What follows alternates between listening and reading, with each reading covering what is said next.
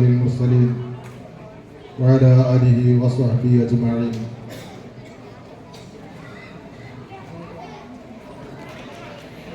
ഏറ്റവും സ്നേഹമുള്ള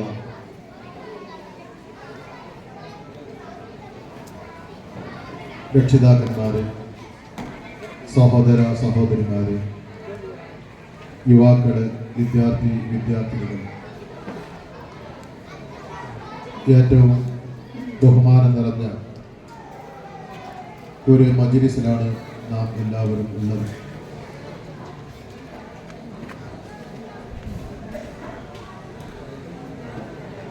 ഏറ്റവും ശറഫായ ഒരു മാസത്തിലുമാണ് നാം ഉള്ളത്. ഹബീബ റസൂലുള്ളാഹി സ്വല്ലല്ലാഹു അലൈഹി വസല്ലമ തങ്ങളുടെ പേരിൽ ഒരുമിച്ച് കൂടിയവരാണ് നാം എല്ലാവരും. നബി സല്ലല്ലാഹു അലൈഹി വസല്ലമ തങ്ങളുമായി മുഅ്മിനീങ്ങളായ നമുക്ക് വലിയ അടുപ്പം വേണം, ബന്ധം വേണം, സ്നേഹം ഉണ്ടാവണം. നബി സല്ലല്ലാഹു അലൈഹി വസല്ലമ തങ്ങളാണ് നാം എല്ലാവരും ഹിദായത്തിന്റെ അഹ്ലുകാരാകാൻ കാരണക്കാരൻ എന്ന് നമുക്കെല്ലാവർക്കും അറിയാം.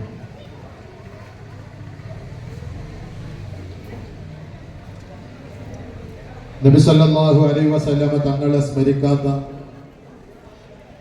ഓർക്കാത്ത, പറയപ്പെടാത്ത ഒരു സന്ദർഭങ്ങളും ഒരു അമലുകളും നമ്മളിൽ നിന്ന് കഴിഞ്ഞു പോകുന്നില്ല.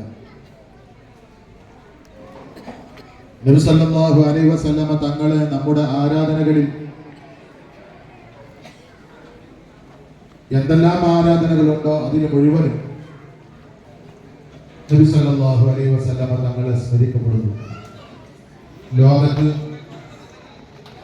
ഇത്രത്തോളം ഓർമ്മിക്കപ്പെടുന്ന, സ്മരിക്കപ്പെടുന്ന, പറയപ്പെടുന്ന ഒരാളെയും നമുക്ക് കാണാൻ സാധ്യമല്ല. ഓരോ പള്ളികളിൽ നിന്നും ബാങ്ക് കൊടുക്കുമ്പോൾ നബി സല്ലല്ലാഹു അലൈഹി വസല്ലമ തങ്ങളുടെ നാമം പറയുന്നു. നിസ്കാരത്തിൽ നബി സല്ലല്ലാഹു അലൈഹി വസല്ലമ തങ്ങളുടെ നാമം പറയുന്നു. ഖുതുബയിൽ നബി സല്ലല്ലാഹു അലൈഹി വസല്ലമ തങ്ങളുടെ നാമം പറയുന്നു. ഇങ്ങനെ മുഅ്മിനുമായി, മുസ്ലിമുമായി ബന്ധപ്പെട്ട എല്ലാ ചടങ്ങുകളിലും നബി സല്ലല്ലാഹു അലൈഹി വസല്ലമ തങ്ങളെ സ്മരിച്ചുകൊണ്ടിരിക്കും.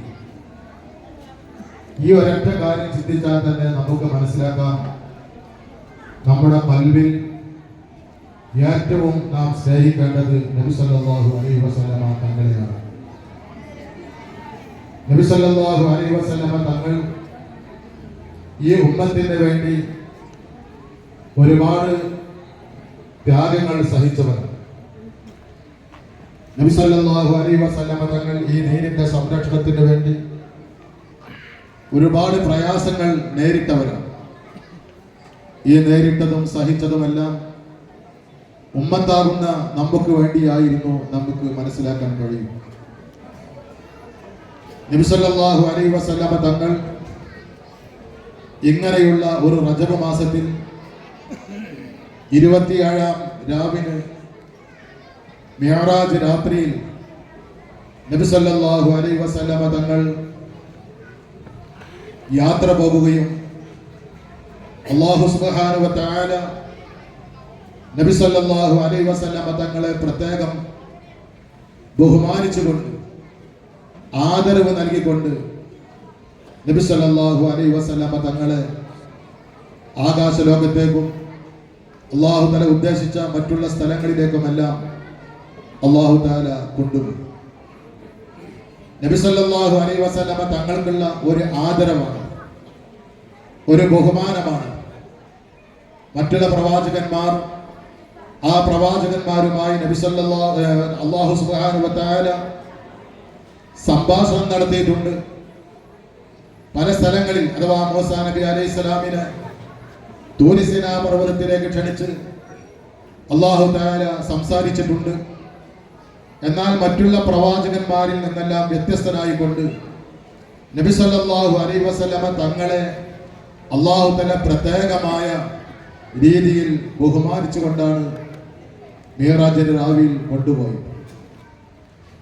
ആ കൊണ്ടുപോയതിൽ തന്നെ ഒരുപാട് അർത്ഥങ്ങൾ, ഒരുപാട് വിശ്വാസങ്ങൾ നമുക്ക് അതിലൂടെ മനസ്സിലാക്കാൻ കഴിയും. നബി സല്ലല്ലാഹു അലൈഹി വസല്ലമ തങ്ങളെ കൊണ്ടുപോകുമ്പോൾ ആകാശത്തിലേക്ക്, അതേ പ്രകാരം ആകാശം കഴിഞ്ഞ് ബൈത്തുൽ മഅമൂറിലേക്കും, അതേ പ്രകാരം കാബ ഖൗസൈനോ അദ്ന എന്ന് പറയുന്ന അവിടത്തേക്കും അല്ലാഹു തആല ഉദ്ദേശിച്ച ഏതെല്ലാം ഭാഗങ്ങളുണ്ട് അവിടേക്കെല്ലാം കൊണ്ടുപോകുന്നത്. അല്ലാഹു തആലക്ക് കൊണ്ടുപോകാൻ മസ്ജിദുൽ ഹറാമിൽ നിന്ന് തന്നെ കഴിയുമല്ലോ. അങ്ങനെ കഴിയുന്ന അല്ലാഹു തആല നബി സല്ലല്ലാഹു അലൈഹി വസല്ലമ തങ്ങളെ മസ്ജിദുൽ ഹറാമിൽ നിന്ന് മസ്ജിദുൽ അഖ്സയിലേക്കാണ് കൊണ്ടുപോകുന്നത്. അതിനിടയിൽ ആ യാത്രയിൽ തൂരി സീനാ പർവ്വതം കാണിക്കുന്നു. അവിടത്തിലൂടെ യാത്ര ചെയ്യുന്നു. നബി സല്ലല്ലാഹു അലൈഹി വസല്ലമ തങ്ങൾ അന്ത്യവിശ്രമം കൊള്ളേണ്ട ആ സ്ഥലം നബി സല്ലല്ലാഹു അലൈഹി വസല്ലമ തങ്ങൾക്ക് കാണിച്ചു കൊടുക്കുന്നു. ഇതെല്ലാം കാണിച്ചു കൊടുത്തുകൊണ്ട് ബൈത്തുൽ മുഖദ്ദസിൽ നബി സല്ലല്ലാഹു അലൈഹി വസല്ലമ തങ്ങളെ കൊണ്ടുപോകുന്നു. ബൈത്തുൽ മുഖദ്ദസിന് മസ്ജിദുൽ ഹറാമിനേക്കാൾ ബഹുമാനമില്ല എന്ന് നമുക്കറിയാം. അല്ലാഹു തആലാന്റെ ഭൂമിയിൽ, ഈ പ്രപഞ്ചത്തിൽ ഏറ്റവും ശ്രേഷ്ഠമായ സ്ഥലം അത് മസ്ജിദുൽ ഹറാമാണെന്ന് നമുക്കെല്ലാവർക്കും അറിയാം. അതിന്റെ തൊട്ട് പിറകെ മസ്ജിദുൻ നബവിയാണെന്നും അറിയാം. മഹാന്മാരായ അയിമ്മത്തിലേക്ക് രണ്ട് അഭിപ്രായങ്ങൾ അത് നമുക്ക് കാണാൻ കഴിയും. നല്ലൊരു പക്ഷം പണ്ഡിതന്മാർ പറയുന്നത് മസ്ജിദുൽ ഹറാമിനേക്കാളും ശ്രേഷ്ഠത നബി സല്ലല്ലാഹു അലൈഹി വസല്ലമ തങ്ങൾ വിശ്രമിക്കുന്ന ആ മദീനക്കാണ്. കാരണം മസ്ജിദുൽ ഹറാം അടക്കം ഉണ്ടാകാൻ കാരണക്കാരൻ നബി സല്ലല്ലാഹു അലൈഹി വസല്ലമ തങ്ങളാണ്. അതുകൊണ്ട് അയിമ്മത്തിൽ നിന്ന് നല്ലൊരു പറ്റം പറയുന്നത് മദീനത്തുർ റസൂൽ അതിനേക്കാണ് ഒന്നാമത്തെ പവിത്രത. ഏതായാലും ഈ രണ്ട് പള്ളികൾ, ഈ സ്ഥലങ്ങൾ കഴിഞ്ഞതിന് ശേഷമാണ് മസ്ജിദുൽ അഖ്സക്ക് പ്രത്യേകതയുള്ളത്. എന്നാൽ ഈ പവിത്രമായ മസ്ജിദുൽ ഹറാമിൽ നിന്ന് മസ്ജിദുൽ അഖ്സയിലൂടെ നബി സല്ലല്ലാഹു അലൈഹി വസല്ലമ തങ്ങളെ കൊണ്ടുപോകാനുള്ള കാരണം പരിശുദ്ധമായ ഖുർആൻ തന്നെ പറഞ്ഞത് അല്ലദീ ബാറക്നാ ഹൗലഹു, ആ മസ്ജിദുൽ അഖ്സയുടെ ചുറ്റുഭാഗത്തും നമ്മൾ ബറക്കത്ത് നൽകിയിട്ടുണ്ട്. ആ ബറക്കത്ത് എന്താണെന്ന് മുഫസ്സിരീങ്ങൾ വിശദീകരിക്കുന്നുണ്ട്. ആ ബറക്കത്ത് ഒരുപാട് പ്രവാചകന്മാർ അന്ത്യവിശ്രമം കൊള്ളുന്ന സ്ഥലമാണ്. ഖലീലുല്ലാഹി ഇബ്രാഹിം നബി അലൈഹിസ്സലാം അടക്കമുള്ള ഒരുപാട് പ്രവാചകന്മാർ, മാത്രമല്ല പല പ്രവാചകന്മാരുടെയും യാത്ര ആ മസ്ജിദുൽ അഖ്സയിൽ ചെന്നിട്ടായിരുന്നു യാത്ര ചെയ്യുന്നത്. അപ്പോ മഹത്തുക്കളായ ആളുകളുമായുള്ള സമ്പർക്കം, അവരോടുള്ള സഹവാസം, അവരോടുള്ള സ്നേഹം, ഇതെല്ലാം ഉണ്ടായിരിക്കണമെന്നുള്ള ഒരു മഹത്തായ ഒരു കാഴ്ചപ്പാട്, ആ കാഴ്ചപ്പാടാണ് നബി സല്ലല്ലാഹു അലൈഹി വസല്ലമ തങ്ങളെ മസ്ജിദുൽ അഖ്സയിലൂടെ കൊണ്ടുപോകാനുള്ള കാരണം. അങ്ങനെ നബി സല്ലല്ലാഹു അലൈഹി വസല്ലമ തങ്ങൾ ആകാശങ്ങൾ വിട്ടുകിടന്നു. നബി സല്ലല്ലാഹു അലൈഹി വസല്ലമ തങ്ങൾക്ക് അല്ലാഹു തആല മനുഷ്യനായിരിക്കെ തന്നെ, സാധാരണ മനുഷ്യനല്ലാത്ത നബി സല്ലല്ലാഹു അലൈഹി വസല്ലമ തങ്ങൾക്ക് അങ്ങനെയുള്ള ഒരു ശരീരഘടന അല്ലാഹു തആല അതെല്ലാം കീറിക്കടക്കാനുള്ള ഒരു ഘടന അല്ലാഹു തആല ഖുദ്റത്തുള്ളവനാണ്, അല്ലാഹു തആല ഖാദിറാണ് നൽകുകയും, അങ്ങനെ നബി സല്ലല്ലാഹു അലൈഹി വസല്ലമ തങ്ങൾ അല്ലാഹുമായി സംഭാഷണം നടത്തുന്നു, മുനാജാത്ത് നടത്തുന്നു. ആ മുനാജാത്ത് നടത്തുമ്പോൾ അതിൽ നിന്ന് നബി സല്ലല്ലാഹു അലൈഹി വസല്ലമ തങ്ങൾ അല്ലാഹുവിനെ കണ്ട സമയത്ത് അത്തഹിയാത്തു തയ്യിബാത്തു സ്വലവാത്തുൽ മുബാറകാത്ത് എന്ന് പറയുന്ന നമ്മുടെ അത്തഹിയാത്ത് അതാ കാഴ്ചവെക്കുകയാണ്. അതിന് മറുപടിയായി അല്ലാഹു സുബ്ഹാനഹു വ തആല നബി സല്ലല്ലാഹു അലൈഹി വസല്ലമ തങ്ങൾക്ക് സ്വലാത്ത് ചൊല്ലുകയാണ്.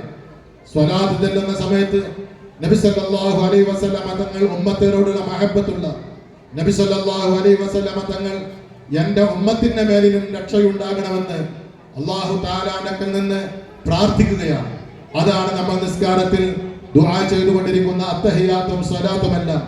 വലിയ രഹസ്യങ്ങൾ അടങ്ങിയ അത്തഹിയാത്തും സ്വലാത്തും അതെല്ലാം കഴിഞ്ഞു പോരുമ്പോ നബി സല്ലല്ലാഹു അലൈഹി വസല്ലമ തങ്ങൾക്ക് ഈ സമൂഹത്തിലേക്ക് നമുക്ക് സമ്മാനമായി നൽകിയ 5 വക്ത നിസ്കാരം ചരിത്രം നമുക്ക് എല്ലാവർക്കും അറിയാം. 50 വക്തായിരുന്നു. ഒന്നിലേക്കും ഞാൻ വിശദീകരിച്ച് കിടക്കുന്നില്ല. അപ്പൊ 50 വക്ത നിസ്കാരം കൊടുത്തു. ആ കൊടുത്തത് അല്ലാഹു തആല നബി സല്ലല്ലാഹു അലൈഹി വസല്ലമ തങ്ങൾ മൂസാ നബി അലൈഹി സ്വലാത്തു വസ്സലാമുമായുള്ള സംഭാഷണത്തിലൂടെ അഥവാ മുശാവറയിലൂടെ നബി സല്ലല്ലാഹു അലൈഹി വസല്ലമ തങ്ങൾ മൂസാ നബി അലൈഹി സ്വലാമിനെ തിരിച്ചു പോരുമ്പോ കാണുമ്പോ മൂസാ നബി പറയുന്നു, നബിയെ, നിങ്ങളുടെ ഉമ്മത്തിലേക്ക് ഈ 50 വക്ത നിസ്കാരം നിർവഹിക്കാൻ കഴിയില്ല. അതുകൊണ്ട് അത് ചുരുക്കാൻ അള്ളാഹുവിനോട് ആവശ്യപ്പെടും. ഇത് അള്ളാഹു തആലക്ക് അറിയാമല്ലോ. 50 വക്ത ഈ ഉമ്മത്തിലേക്ക് ഏറ്റെടുക്കാൻ നിർവഹിക്കാൻ കഴിയില്ല എന്ന് നമ്മളെ സൃഷ്ടിച്ച റബ്ബിനിക്ക് അറിയാമല്ലോ. പിന്നെ എന്താണ് മൂസാ നബി അലൈഹി സ്വലാത്തു വസ്സലാം ഇങ്ങനെ ശുപാർശ ചെയ്യുന്നത്? അള്ളാഹ്ക്ക് അറിയാത്തതിന്റെ പേരിലാണോ? അല്ല. നമ്മുടെ പ്രവർത്തനങ്ങളിൽ മഹത്തുക്കളായ ആളുകളുമായുള്ള തവസ്സുലും സഹായതേട്ടങ്ങളുമെല്ലാം ഉൾപ്പെടണം. അങ്ങനെയാണ് നമ്മൾ ജീവിക്കേണ്ടത്. ഒരാള് സ്വന്തമായിട്ടല്ല നമ്മുടെ ഇബാദത്തുകളിൽ, നമ്മുടെ ആരാധനകളിൽ എല്ലാവരും കൂട്ടമായ സംഘടിതമായ രീതിയിലും പരസ്പര സ്നേഹത്തിലും മുശാവറയിലും നമ്മുടെ അമലുകളിൽ പല കാര്യങ്ങളിലും മറ്റുള്ളവരോട് സഹായം തേടിക്കൊണ്ടുമാണ് നമ്മൾ അമൽ ചെയ്യേണ്ടത് എന്നുള്ള വലിയ ഒരു സന്ദേശമാണ് ഇതിലൂടെ നബി സല്ലല്ലാഹു അലൈഹി വസല്ലമ തങ്ങൾക്ക് ഈ 5 വക്താക്കി ചുരുക്കി കൊടുക്കുന്നതിന്റെ ഇടയിലുള്ള രഹസ്യം നമുക്കറിയാം. അള്ളാഹുവിനക്ക് അറിയാമല്ലോ. ഈ നബി സല്ലല്ലാഹു അലൈഹി വസല്ലമ തങ്ങളുടെ ഉമ്മത്തിലേക്ക് 5 വക്ത മാത്രമേ അത് തന്നെ നിർവഹിക്കാൻ കഴിയാത്ത ആളുകൾ എത്രയുണ്ടാകുമെന്ന് അറിയാമല്ലോ. എന്നിട്ട് പോലും അല്ലാഹു തആല 50 വക്തമായി പറഞ്ഞയച്ച ഈ ഒരു അങ്ങോട്ടും ഇങ്ങോട്ടുള്ള യാത്ര, ആ യാത്രയിൽ മാത്രവുമല്ല ഒരു മെഹബൂബും ഹബീബും തമ്മിലുള്ള ബന്ധം, ആ ബന്ധം പിന്നെയും പിന്നെയും കാണാനുള്ള ഒരു ജിജ്ഞാസ, ഒരു ആഗ്രഹം ഉണ്ടായിരിക്കണം എന്നുള്ളൊരു സന്ദേശമാണ് ഇതിലൂടെ ലഭിക്കുന്നത്. കാരണം ഓരോ പ്രാവശ്യം 50 പ്രാവശ്യം നബി സല്ലല്ലാഹു അലൈഹി വസല്ലമ തങ്ങൾ അള്ളാഹുവിന്റെയും മൂസാ നബിയുടെയും ഇടയിൽ സഞ്ചരിക്കുകയാണ്. ഈ സഞ്ചരിക്കുമ്പോഴെല്ലാം പിന്നെയും പിന്നെയും പിന്നെയും അള്ളാഹുവിനെ കാണുക എന്നുള്ള, ഹബീബും മെഹബൂബും തമ്മിൽ ചേരുക എന്നുള്ള വലിയൊരു സന്ദേശം, ആ സന്ദേശവും വേണ്ടിയാണ് ഇങ്ങനെ ഒരുപാട് പ്രാവശ്യം അങ്ങോട്ടും ഇങ്ങോട്ടും സഞ്ചരിച്ചത് എന്നുള്ളൊരു വലിയ തത്വം നമുക്ക് അതിലൂടെ മനസ്സിലാക്കാൻ കഴിയും. അങ്ങനെയുള്ള നമുക്ക് നൽകപ്പെട്ട നിസ്കാരം, ആ നിസ്കാരം ഫർളാക്കിയ ഒരു മാസമാണ് ഈ മാസം എന്ന് നമ്മൾ പ്രത്യേകം ഓർക്കേണ്ടതുണ്ട്. അടുത്ത വെള്ളിയാഴ്ചയാണ് റജബ് 26, 27 ശനിയാഴ്ചയുമാണ്. നമുക്കെല്ലാവർക്കും അറിയാം. അതുകൊണ്ട് തന്നെ നമുക്ക് നബി സല്ലല്ലാഹു അലൈഹി വസല്ലമ തങ്ങളെ മഹബ്ബത്ത് വെക്കുന്ന, സ്നേഹിക്കുന്ന, ആദരിക്കുന്ന, നബി സല്ലല്ലാഹു അലൈഹി വസല്ലമ തങ്ങളുടെ ഉമ്മത്താണെന്ന് അവകാശപ്പെടുന്ന നമുക്ക് കൽപ്പിക്കപ്പെട്ട 5 വക്ത നിസ്കാരം ഒരിക്കലും നമ്മളത് നഷ്ടപ്പെടുത്തരുത്. അത് നഷ്ടപ്പെടുത്തി കഴിഞ്ഞാൽ നമുക്ക് യഥാർത്ഥത്തിൽ നബി സല്ലല്ലാഹു അലൈഹി വസല്ലമ തങ്ങളെ സ്നേഹിക്കുന്നില്ല എന്നാണ് അതിന്റെ അർത്ഥം. നമ്മുടെ ജോലി തിരക്ക് കാരണോ മറ്റോ നമുക്ക് ഖളാ ആയി പോയാൽ തന്നെ നിസ്കാരം ഖളാ കൂട്ടിക്കൊണ്ട് ദിനം പ്രതി 5 വക്ത നിസ്കാരം നിർവഹിക്കുന്നതിൽ നമ്മളെല്ലാവരും വളരെയധികം ശ്രദ്ധ പുലർത്തണം എന്ന് സാന്ദർഭികമായി നാം ഓർമ്മപ്പെടുത്തുകയാണ്. പ്രിയപ്പെട്ട സഹോദരന്മാരെ, സഹോദരിമാരെ, നബി സല്ലല്ലാഹു അലൈഹി വസല്ലമ തങ്ങളോടുള്ള മഹബ്ബത്ത്, അതേ പ്രകാരം തന്നെ മഹത്തുക്കളായ ആളുകളുള്ള മഹബ്ബത്ത്, പരിശുദ്ധമായ ദീനുൽ ഇസ്ലാം നമുക്ക് കൈമാറി വന്നത് നബി സല്ലല്ലാഹു അലൈഹി വസല്ലമ തങ്ങളിലൂടെ. നബി സല്ലല്ലാഹു അലൈഹി വസല്ലമ തങ്ങൾ ജീവിച്ചിരിക്കുന്ന കാലത്ത് തന്നെ അവിടുത്തെ സ്വഹാബിമാർ നമ്മുടെ കേരളക്കരയിൽ വന്നു. അതേ പ്രകാരം കേരളക്കരയിൽ നിന്ന് നബി സല്ലല്ലാഹു അലൈഹി വസല്ലമ തങ്ങളെ കാണാൻ വേണ്ടി അവിടെ പോയി ഇസ്ലാം മതം സ്വീകരിച്ച ചേരമാൻ പെരുമാൾ താജുദ്ദീൻ എന്ന പേര് സ്വീകരിച്ച നമുക്ക്, നമ്മുടെ കേരളക്കാർക്ക് ഏറ്റവും സന്തോഷിക്കാനും അഭിമാനിക്കാനും വകയുള്ള ഒരു നാട്ടുകാരാണ് കേരളക്കാർ എന്ന് പറയുന്നത്. എന്തുകൊണ്ട്? കേരളക്കാരനായ ഒരാള് ആ സ്വഹാബിയായിട്ടുണ്ട് എന്നുള്ള വലിയ ഒരു സന്തോഷം നമുക്ക് എല്ലാവർക്കും ഉണ്ട്. മറ്റുള്ള പല നാടുകാർക്കും ലഭിക്കാത്ത ഒരു മഹത്തായ ഒരു ഭാഗ്യമാണ് നമുക്ക് ലഭിച്ചിട്ടുള്ളത്. ചേരമാൻ പെരുമാൾ എന്ന് പറയുന്ന അദ്ദേഹത്തിന്റെ സംഘവും നബി സല്ലല്ലാഹു അലൈഹി വസല്ലമ തങ്ങളെ കാണാൻ വേണ്ടി മദീനയിലേക്ക് പോകുകയും ആ മദീനയിൽ വെച്ച് നബി സല്ലല്ലാഹു അലൈഹി വസല്ലമ തങ്ങളെ കണ്ടുമുട്ടുകയും ഇസ്ലാം മതം സ്വീകരിക്കുകയും അങ്ങനെ ഇസ്ലാം മതം സ്വീകരിച്ചുകൊണ്ട് കേരളത്തിലേക്ക് മടങ്ങി വരുന്ന സമയത്ത് സലാലയിൽ വെച്ച് അദ്ദേഹം രോഗം പിടിപെട്ട് പനി പിടപ്പെട്ട് മരണപ്പെടുകയും ചെയ്തു. അപ്പോൾ കേരളക്കാർക്ക് അങ്ങനെയുള്ളൊരു ഭാഗ്യം കൂടിയുണ്ട്, അഥവാ കേരളക്കാരനായ ഒരാൾ സ്വഹാബിയുണ്ട് എന്നുള്ളത്. മാത്രമല്ല നബി സല്ലല്ലാഹു അലൈഹി വസല്ലമ തങ്ങളുടെ കാലഘട്ടത്തിൽ തന്നെ ഇസ്ലാം നമ്മുടെ കേരളത്തിൽ വന്നു. ഹിജറ 5-ാം വർഷം കേരളത്തിൽ പള്ളി നിർമ്മിച്ചിട്ടുണ്ട് എന്നാണ് ചരിത്രം പറയുന്നത്. നമ്മുടെ ഇസ്ലാം, പരിശുദ്ധമായ ദീനുൽ ഇസ്ലാം നബി സല്ലല്ലാഹു അലൈഹി വസല്ലമ തങ്ങളുടെ കാലത്ത് വന്നു. അതിന്റെ ശേഷം കാലോചിതമായി ഓരോ ഘട്ടങ്ങളിൽ ഇസ്ലാമിനെ പ്രബോധനം ചെയ്യാൻ വേണ്ടി നമ്മുടെ കേരളത്തിലേക്ക് ആളുകൾ കടന്നു വന്നിട്ടുണ്ട്. നമ്മൾ നമ്മുടെ ചുറ്റുഭാഗത്തേക്ക് പരിശോധിച്ച് നോക്കിയാൽ നമുക്ക് ഈ സത്യം കണ്ടെത്താൻ കഴിയും. മഹാനായ ഖുതുബുസ്സമാൻ സയ്യിദ് അലവിൽ മമ്പുറമി തങ്ങൾ, ആ മഹാന്റെ അമ്മാവനായ ഷെയ്ഖ് ജിഫ്രി തങ്ങൾ, അവരും അതേ പ്രകാരം ഷെയ്ഖ് ഹസൻ ജിഫ്രി എന്നവരും, അഥവാ കോഴിക്കോട് മറപട്ട് കിടക്കുന്ന ഷെയ്ഖ് ജിഫ്രി എന്നവരും മമ്പുറത്ത് മരണപ്പെട്ട് കിടക്കുന്ന ഹസൻ ജിഫ്രി എന്നവരും മഹാനായ ഖുതുബുസ്സമാൻ മമ്പുറം തങ്ങളുടെ മുമ്പ് ഇസ്ലാമിക പ്രബോധനത്തിന് വേണ്ടി അവർ കേരളത്തിൽ വന്നവരാണ്. അവരെ കണ്ട് ഒരുപാട് ആളുകൾ ഇസ്ലാമിലേക്ക് വന്നവരാണ്. മഹാനായ ഖുതുബുസ്സമാൻ തങ്ങൾ അതിന്റെ ശേഷം തന്റെ 17-ാമത്തെ വയസ്സിൽ നമ്മുടെ കേരളത്തിൽ വന്ന് അവിടെ മമ്പുറത്ത് വന്ന് താമസമാക്കുകയും അങ്ങനെ ഇസ്ലാമിക പ്രബോധനം നടത്തുകയും ഇസ്ലാമിന്റെ ഉയർച്ചയ്ക്ക് വേണ്ടിയും ഈ രാജ്യത്തിന്റെ സംരക്ഷണത്തിന് വേണ്ടിയും ബ്രിട്ടീഷുകാരോട് പടപൊരുതിയ മഹാനും കൂടിയാണ് മഹാനായ ഖുതുബുസ്സമാൻ സയ്യിദ് അലവിൽ മമ്പുറമി. നമുക്ക് എല്ലാവർക്കും അറിയാം, മഹാനായ ഖുതുബുസ്സമാൻ തങ്ങൾ മഹാനവകൾ മരണപ്പെട്ടത് ബ്രിട്ടീഷുകാരിൽ നിന്ന് ഒരു വാള്, അവരുടെ വാളിന്റെ ഒരു വെട്ടേറ്റുകൊണ്ട് തന്റെ കാലിൽ ഏറ്റൊരു മുറിവ്, ആ മുറിവ് കാരണമാണ് അത് രോഗം ബാധിച്ചാണ് ഖുതുബുസ്സമാൻ മരണപ്പെട്ടത് എന്ന് ചരിത്രത്തിൽ കാണാൻ കഴിയും.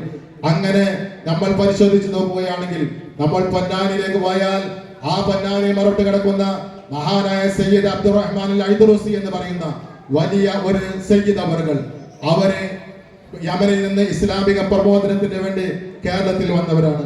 അതേ പ്രകാരം സൈനുദ്ദീൻ മഖ്ദൂം, അവരുടെ കുടുംബം, അവര് മറ്റുള്ള രാജ്യങ്ങളിൽ നിന്ന് പ്രദേശങ്ങളിൽ നിന്ന് കേരളത്തിലേക്ക് വന്നവരാണ്. ഇങ്ങനെ നമ്മൾ പരിശോധിക്കുമ്പോൾ ഉള്ളാളത്തേക്ക് പോയാൽ അവിടെ കിടക്കുന്ന സയ്യിദ് ഷരീഫ് മുഹമ്മദ് അൽ മദനി എന്ന് പറയുന്നവർ ഇസ്ലാമിക പ്രബോധനത്തിന് വേണ്ടി കേരളത്തിലും കർണാടകയിലുമായി വന്നവരാണ്. ഇങ്ങനെ നമ്മൾ പരിശോധിക്കുമ്പോൾ നമ്മുടെ കേരളക്കരയിൽ ഇസ്ലാമിലേക്ക് വന്ന് ഇസ്ലാമിക പ്രബോധനത്തിന് വേണ്ടി വന്നതായ ഒട്ടനേകം സയ്യിദന്മാരെയും ആലിമീങ്ങളെയും നമുക്ക് കാണാൻ കഴിയും. അതേ പ്രകാരം നമ്മുടെ ഈ മാസത്തിൽ പ്രത്യേകമായി നമ്മൾ സ്മരിക്കുന്ന ഓർക്കുന്ന ഒരു മഹാനാണ് ഖാജ മുഈനുദ്ദീൻ ചിശ്തി അജ്മീരി റഹിമഹുല്ലാഹ്. റജബ് മാസം 6-നാണ് മഹാനവറുകൾ വഫാത്താകുന്നത്. മഹാനവറുകൾ നബി സല്ലല്ലാഹു അലൈഹി വസല്ലമ തങ്ങളുടെ നിർദ്ദേശപ്രകാരം നബി സല്ലല്ലാഹു അലൈഹി വസല്ലമ തങ്ങളെ മദീനയിൽ പോയി അവിടുന്ന് സിയാറത്ത് ചെയ്ത് അവിടുന്ന് കാണിച്ചു കൊടുക്കുകയാണ് ഇന്ത്യയിലേക്ക് പോകണമെന്ന്. അങ്ങനെ മഹാനായ ഖാജ മുഈനുദ്ദീൻ ചിശ്തി അജ്മീരി തങ്ങൾ ഇറാൻകാരനാണ്.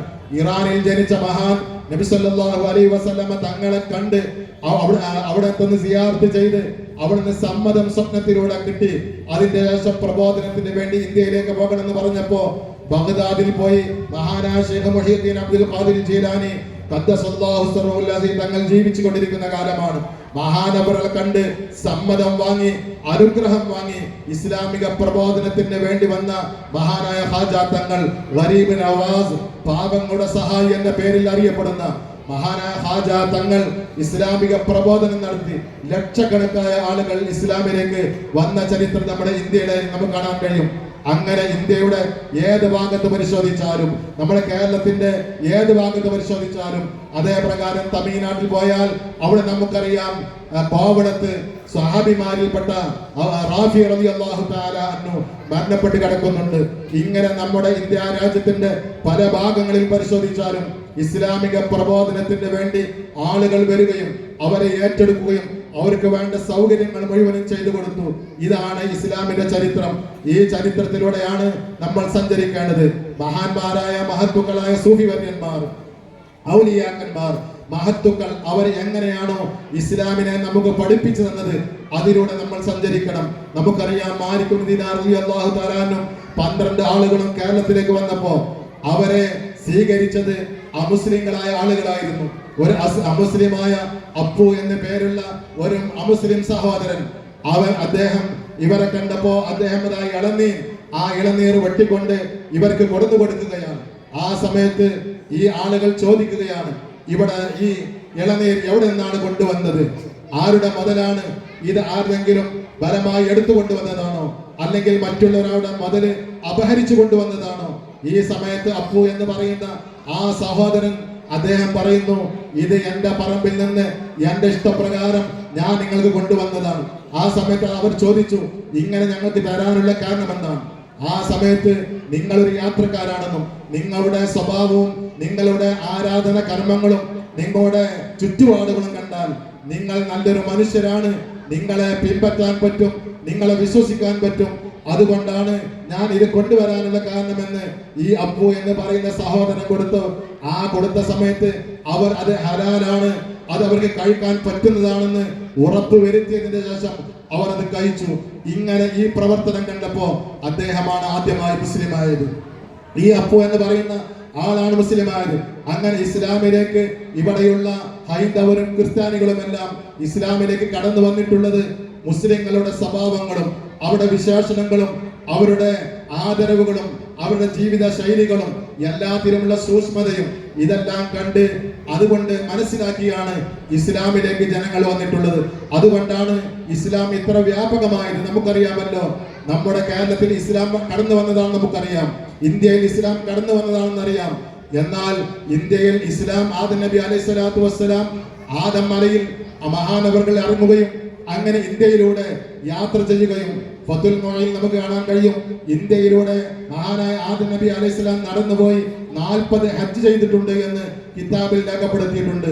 ആദം നബി അലൈഹി സ്വലാത്തു വസ്സലാമിന്റെ കാലത്ത് ഇതിലൂടെ യാത്ര വന്നിട്ടുണ്ട്. ആദ്യ ഇസ്ലാം ആയ ആദം നബി അലൈഹി സ്വലാം ഇന്ത്യയിൽ വന്നിട്ടുണ്ട്. യഥാർത്ഥത്തിൽ ഇസ്ലാമാണ് ഇന്ത്യയിലെ യഥാർത്ഥ ആദ്യത്തെ മതമെങ്കിലും പിന്നീട് കാലാന്തരങ്ങളിൽ മാറി മറ്റുള്ള മതങ്ങൾ വ്യാപിക്കുകയും പിന്നീട് ഇസ്ലാമിക പ്രബോധനത്തിന് വേണ്ടി നബി സല്ലല്ലാഹു അലൈഹി വസല്ലം തങ്ങളുടെ കാലത്തിന് ശേഷം ആളുകൾ വന്നു. ഈ വന്ന ആളുകളുടെ ജീവിത ചുറ്റുപാടുകൾ, സംസ്കാരങ്ങൾ, അവരുടെ സ്വഭാവങ്ങൾ ഇതെല്ലാം കണ്ടുകൊണ്ടാണ് ഇസ്ലാമിലേക്ക് ആളുകൾ കടന്നു വന്നിട്ടുള്ളത്. എന്നാൽ ഈ വിശ്വാസങ്ങളിൽ നിന്നും ആചാരങ്ങളിൽ നിന്നും ബഹുമാനങ്ങളിൽ നിന്നും നമ്മൾ വിട്ടുമാറിയപ്പോ ഇസ്ലാമിനെ ജനങ്ങൾ തെറ്റിദ്ധരിക്കാൻ തുടങ്ങി, ജനങ്ങൾ അതിനെ വിമർശിക്കാൻ തുടങ്ങി. നമുക്കറിയാം, നിങ്ങൾ പല ആളുകളും അജ്മീറിൽ പോയവരായിരിക്കും. അജ്മീർ അവിടെ എല്ലാ മതക്കാരും മുസ്ലിങ്ങളെക്കാളും മറ്റുള്ള മതക്കാരാണ് അവിടെ വരുന്നത്, ഇപ്പോഴും വന്നുകൊണ്ടിരിക്കുന്നത്. അവിടെ കൊല്ലത്തിൽ നടക്കുന്ന ഈ ആണ്ട് നേർച്ചക്ക് അഥവാ റജബ് 6-ന് അവിടെ നടക്കുന്ന ആണ്ടിന് എല്ലാ വർഷവും പ്രധാനമന്ത്രിയുടെ അവിടെ നിന്ന് അദ്ദേഹം കൊടുത്തയക്കുന്ന ചാദർ അവിടെ അതിന്റെ മേലെ വിരിക്കും. അത് അത്രത്തോളം എല്ലാ ആളുകളും ഇന്നും ഖാജാ തങ്ങളെ ബഹുമാനിക്കുന്നുണ്ട്. മഹാനായ ഖാജാ തങ്ങൾ അവിടെ എല്ലാ ആളുകളും ബഹുമാനിക്കുന്നു, ആദരിക്കുന്നു. മഹാനായ ഖാജാ തങ്ങളുടെ മകൻ ഫഖ്റുദ്ദീൻ ബാവസൽവാരി എന്ന് പറയുന്ന ഒരു മഹാന്റെ ഖാജയുടെ മകനാണ്. അദ്ദേഹം മറവിട്ട് കിടക്കുന്നത് ഒരു 60 കിലോമീറ്റർ ദൂരമുള്ള സെൽവാർ എന്ന് പറയുന്ന സ്ഥലത്താണ്. എന്താണ് അദ്ദേഹം അവിടെ മരണപ്പെട്ട് അവിടെയാകാനുള്ള കാരണം ചരിത്രത്തിൽ കാണാൻ കഴിയും. ഖാജാ തങ്ങളടുക്കൽ മഹാനായ ഖാജാ തങ്ങൾ എല്ലാവർക്കും സഹായങ്ങൾ ചെയ്തുകൊണ്ടിരിക്കുന്ന, എല്ലാവരെയും ബഹുമാനിച്ചു കൊണ്ടിരിക്കുന്ന ഒരു വ്യക്തിയായിരുന്നു. തന്റെ അടുക്കൽ വരുന്ന ഹിന്ദു ആവട്ടെ, ക്രിസ്ത്യാനിയാവട്ടെ, സിഖുകാരനാവട്ടെ, മുസ്ലിം ആവട്ടെ, കഷ്ടപ്പെടുന്ന ആളുകൾക്ക് എല്ലാം സഹായിക്കുക, എല്ലാവർക്കും ഭക്ഷണം നൽകുക, ഇങ്ങനെ പ്രത്യേകമായ ഒരു സ്വഭാവമായിരുന്നു.